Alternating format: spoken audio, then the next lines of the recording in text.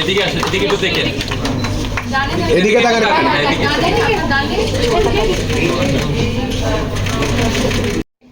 এই জায়গা থেকে প্রথমবার আমি যখন বাসা থেকে অনেকগুলো আহত শিক্ষার্থীকে আহত অবস্থায় পুলিশের ধাওয়া ধাওয়ার মুখে দেখলাম যে তাদের শরীর থেকে রক্ত বেরিয়ে আসছে, আমি তখন ব্যালকনিতে দাঁড়ানো এবং আমি যেহেতু ধানমন্ডি এলাকার বাসিন্দা, বাসার ঠিক সামনের রাস্তাটাতে বিভিন্ন ধরনের ধাওয়া আন্দোলনগুলো হচ্ছিল।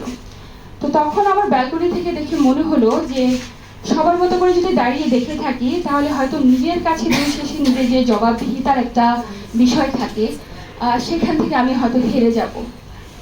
আমার দায়বদ্ধতা, আমার অপরাধবোধ এবং আমার পেশাগত জীবনের যে দায়, সব কিছুর ঊর্ধ্বে গিয়ে আমার কাছে তখন মনে হলো যে আমার নিচে গিয়ে তাদের পাশে দাঁড়ানোটা আমার কর্তব্য। এবং আমি সেই জায়গা থেকে তাদের পাশে গিয়ে দাঁড়িয়েছি এবং নিচে গিয়ে বিল্ডিংয়ের নিচে গিয়ে দাঁড়াতেই দেখলাম সেখানেও কিন্তু আমার সহকর্মী একজন নারী চিকিৎসক। আমরা নারীরা কোথায় গেল, গণ অভ্যুত্থানে নারীদের সংলাপ নিয়ে কথা বলছি, আমার পাশে আমি সহযোদ্ধা হিসেবে পেয়েছিলাম আমার সহকর্মী নারী চিকিৎসককে, এবং আমার সাথে তিনিও আজ এখানে এবং তিনিও আপনাদেরকে অনেক কিছু গল্প শোনাবেন, হয়তো তার অভিমত, তার অভিব্যক্তি, তার কোন ভাবনা থেকে তার নিচে নেমে যাওয়া এবং তাদের পাশে দাঁড়ানো প্রত্যেকটি সে হয়তো প্রকাশ করবে।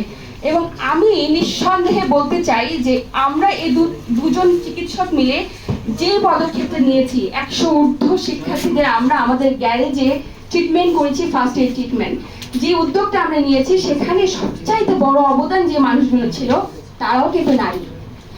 তারা ওই মুহূর্তে আমাদের বিল্ডিং অ্যাসোসিয়েশনের প্রত্যেকটা নারী সদস্য আমাদেরকে মানসিকভাবে সাপোর্ট দিয়ে বলেছে, তোমরা শুরু করো, আমরা তোমাদের পাশে আছি। এটা ওই মুহূর্তের জন্য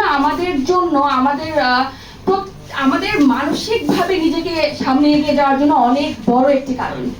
আসলে ওই মুহূর্তে কেউই কারো পাশে দাঁড়াচ্ছিল না। আমরা লক্ষ্য করেছি গ্যারেজগুলোতে তালা বন্ধ করা ছিল এবং প্রত্যেকটি গ্যারেজে ওই আহত শিক্ষার্থীরা পানি চাচ্ছিল, আমাদের একটু পানি দিন, আমাদের একটু সাহায্য করুন। কোনোভাবেই কেউ সাহায্য করছিল না। এবং আমাদের বিল্ডিং অ্যাসোসিয়েশন সভাপতি প্রত্যেকটি নারী সদস্য ওই মুহূর্তে যদি এই সাপোর্টটা আমাদের না দিত, আমরা হয়তো 100 ঊর্ধ্ব আহত শিক্ষার্থীদের কোনোভাবেই সাহায্য করতে পারতাম না। এবং আমরা দেখেছি ওই সময়টা এত বেশি আমরা সাপোর্ট, কি বলবো, মানে যে সাপোর্টটা আমরা একজন মানুষ হিসেবে আমাদের দায়িত্ববোধ, মানবিকতা বোধ নিয়ে যে জায়গাটাতে এগিয়ে যাওয়ার কথা ছিল, অনেকেই সেখানে এগিয়ে যেতে পারেনি। হয়তো বা বিভিন্ন ধরনের প্রতিবন্ধকতা ছিল কিংবা ধাওয়ায় তারা যে আহত হবে সেটির ভয় ছিল। ভয়ের জায়গা থেকে অনেকে আসতে পারেনি, কিন্তু আমরা এসেছি এবং আমরা প্রথম কিছু ছাত্রদের ট্রিটমেন্ট শুরু করেছি আমাদের সিদ্ধান্তের জায়গা থেকে। এবং প্রথম আমাদের বিল্ডিং অ্যাসোসিয়েশনের সদস্যদের কাছে যা ফার্স্ট এড সামগ্রী প্রত্যেকের রুমে ছিল সেগুলো দিয়ে আমাদেরকে সাহায্য করেছে। তো আমরা এভাবে শুরু করেছি এবং খবরটি আসলে খুব দ্রুতই ছড়িয়ে যায় যে আমরা আহত শিক্ষার্থীদের চিকিৎসা সেবা দিচ্ছি আমাদের বাসার গ্যারেজটিতে, এবং তারা আসলে নিরাপদ স্থল ভাবছিল এটিকে। ওই নিরাপত্তার জায়গা থেকে অনেকেই আসা শুরু করলো এবং একজনের পর একজন ক্রমাগত আসতে থাকলো। তো আমাদের কাছে তো এত ট্রিটমেন্ট সামগ্রী ছিল না। আমরা খেয়াল করলাম যে আশেপাশে যে ফার্মাসিগুলো, যেহেতু ধাওয়া হচ্ছে, প্রত্যেকটি ফার্মাসি ওই মুহূর্তে বন্ধ করে দেয়া। তো বন্ধ করে দেওয়ার কারণে আমাদের একটু ফার্মাসি থেকে ওষুধ আনাটাতে বেগ পেতে হলো। তো সেখানেও একজন নারী এগিয়ে আসলো। আমাদের বিল্ডিং অ্যাসোসিয়েশন সভাপতি যিনি ওয়াইফ, তিনি ওই মুহূর্তে একজন ফার্মাসিওয়ালার কাছে গিয়ে তাকে ফার্মাসির দোকানটি খুলিয়ে যত কিছু আমাদের সামগ্রী প্রয়োজন সবকিছু এনে আমাদেরকে বলেছে, তোমরা শুরু করো, যত রকম সাপোর্ট দরকার আমরা তোমাদের দেব।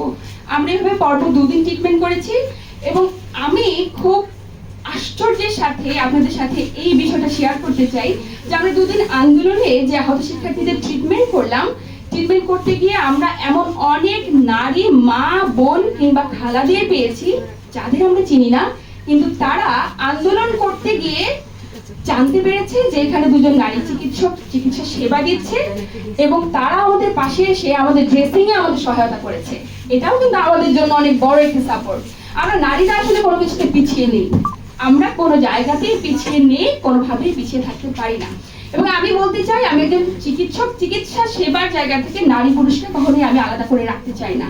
সেদিনও আমার ভাবনার জায়গা থেকে আমি কেবলমাত্র একজন মানুষ, মনুষ্যত্ব বোধ আমার মধ্যে আছে, সামাজিক দায়বদ্ধতা আমার মধ্যে আছে, এবং আমি একজন চিকিৎসক। দিন শেষে চিকিৎসা সেবার আমার যে ইথিক্যাল ওথ, যে জীবনের শেষ শ্বাস পর্যন্ত আমি অন্যের কল্যাণে নিজেকে নিয়োজিত রাখবো, সেই ভাবনা থেকে আমি প্রত্যেককে চিকিৎসা করেছি এবং আমি আত্মতৃপ্তিতে ভুগছি এখন যে আমি তাদের পাশে থাকতে পেরেছি। এটাই আমার হয়তো সবচেয়ে বড় অর্জন। আমরা হয়তো অনেকেই ভাবছি যে আমরা কোথায় গেলাম, আমরা কি পেলাম বা কতটুকু পেলাম বা কতটুকু হারালাম। আমি মনে করি আমি এখানে আমন্ত্রিত অতিথি হিসেবে আসতে পেরেছি, এটাই আমার সবচেয়ে বড় অর্জন। এবং 5 তারিখের পর থেকে এখন পর্যন্ত আমার পেশাগত দায়িত্ববোধ এবং আমার কর্মস্থলে কর্মের জায়গাতে একইভাবে চলছে। আমি একইভাবে বিভিন্ন জাতীয় মাধ্যমগুলোতে উপস্থাপিকা হিসেবে কাজ করছি, একইভাবে চলছে। আবারও রাষ্ট্রের প্রয়োজনে যদি আমাকে কখনো প্রয়োজন হয়, আমি ডাক্তার অর্থী জুফরির কথা দিচ্ছি, একজন ফ্রন্টলাইন ফাইটার হিসেবে আমি আবারও সামনে এসে দাঁড়াবো, এবং এটা আমার নিজের প্রতি নিজের ওথ। আর আমরা অনেকে হয়তো বলছি যে এই আন্দোলন করতে গিয়ে পরবর্তীতে যে রাষ্ট্র সংস্কারের জন্য বিভিন্ন ধরনের কমিশনগুলো গঠন করা হয়েছে, কমিশনগুলো গঠন করা হচ্ছে এখনো, সংস্কার কমিশন আমরা যেটাকে বলছি, সেখানে আমি লক্ষ্য করছি যে পুরুষদের উপস্থিতি যত পরিমাণ, আমি বিশ্বাস করি সেখানে নারীদের উপস্থিতি সমান হবে। এবং এই যে নারীরা আমরা যেমন কাঁধে কাঁধ মিলিয়ে আন্দোলনে সফলতা অর্জন করলাম, গণ অভ্যুত্থান করলাম, তেমনি রাষ্ট্র সংস্কারের কাজে যে নির্বাচন বা কিংবা সংস্কার কমিশনগুলো গঠন করা হলো, সেখানেও যেন আমরা কোনোভাবে বৈষম্যের শিকার না হই। এই বৈষম্যহীন একটি সমতার বাংলাদেশের জন্যই তো আমাদের এত আন্দোলন, এবং সেটি অর্জন করবার জন্য আমি বিশ্বাস রাখি প্রতিনিয়ত পরিবর্তন হচ্ছে, পরিবর্ধন হচ্ছে, পরিমার্জন হচ্ছে, সেগুলো থেকে আমরা কাটিয়ে উঠে সামনে একটি সমতার রাষ্ট্র দেখতে পারবো, এবং সেখানে নারীদের উপস্থিতি পুরুষদের পাশাপাশি ইকুয়াল হবে। আমি সেটি বিশ্বাস করি। আমি হয়তো অনেক বেশি কথা বলে ফেলেছি, আমি খুব ছোট্ট একজন তরুণ চিকিৎসক, আমার জায়গা থেকে আমার ভাবনাগুলো এমন। আমি চাই